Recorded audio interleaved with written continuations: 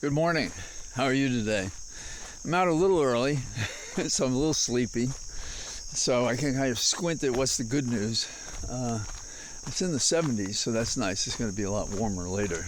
I've already seen one horse-bound neighbor walking the roads, and it makes me wish I had a good mount that I could ride myself, because this would be a perfect day for it. The temperature's good for the horse and for you. But there it is. Talking about bad weather, I was up in Baltimore Thursday evening, and there was a terrible storm. They say there was hail, but there was lots of lightning, dangerous strikes, very heavy rain. All the electricity was shut out at the hotel I stayed at. So what's on the platter today? Well, I'm upset about the Griner case because the Russians have proven it was political by imposing a 9-year sentence when a suspension would be right, or some minor number of days or time served, given how long she's been in custody. So she is being held now for purposes of a trade with some prisoner we hold who has probably done truly heinous acts, or at least we believe that he did. So that's that case. We can be happy that Alex Jones is going to have to pay a large sum in millions for compensatory damages, and if I understand the verdict correctly, $45.2 million in punitive damages. His publicly declared net worth is $10 million and change. Who knows what's reliable? Who knows where he has what funds? And it shows that lying has a price associated with it, and that's refreshing, because we've been having public officials tell us, yeah, you can lie, it's okay, it doesn't matter.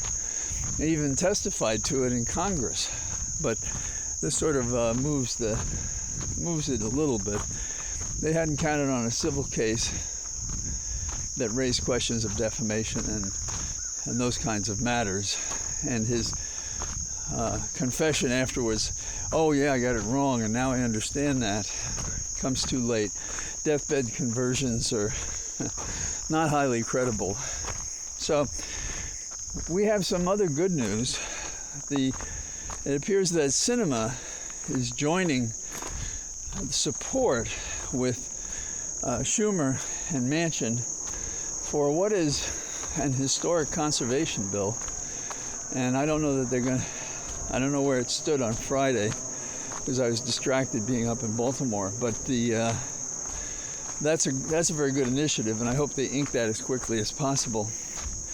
Also, we managed to approve the medical funds and so forth for those servicemen and women who were compromising their health by burn pits and the like. So that's pretty important. We seem to get more information each day about who Trump is and what he did, but we all knew it from the beginning. If there's an overarching way to look at the day-to-day rhythms of the news and the good and the bad news, it is you have to look for the longer view, and the longer view is unsettling, even as individual incidents make it reassuring. The answer is we all do what we can do, which is we talk about it because sunlight helps. I think it's been helpful to alert some people in the Department of Justice to think about investigating what these people did to compromise our nation on January the 6th. But they waited so long and they dragged their feet. I wish the Georgia case would go forward immediately, because it seems to me that's just stone hard cold. That's the tough case to get around.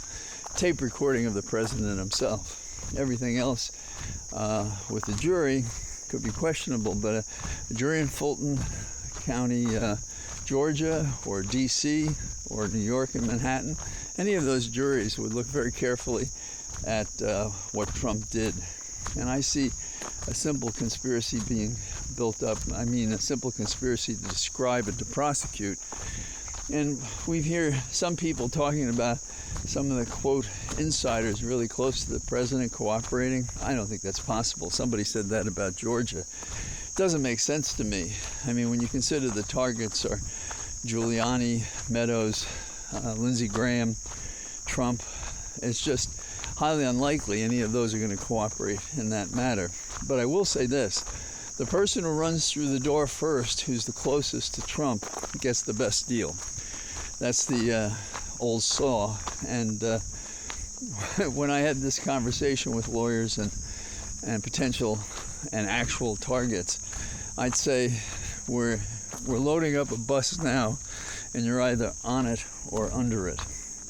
The timing of the prosecution is important, and I say it's important in this sense to have effect on who is and can be and should be a prosecutor, should be a candidate for office, because Article 14, Section 3 says that a person who took an oath to preserve and protect the Constitution then betrays it with something like an insurrection, for example, they lose their right to run for office if you make the declaration. There have been efforts to do this in several races this year. So I'm out here and I'm enjoying the fresh air with my new phone, because my other one died because the battery just gave out. Imagine that after only 4 years. What kind of planned obsolescence is that?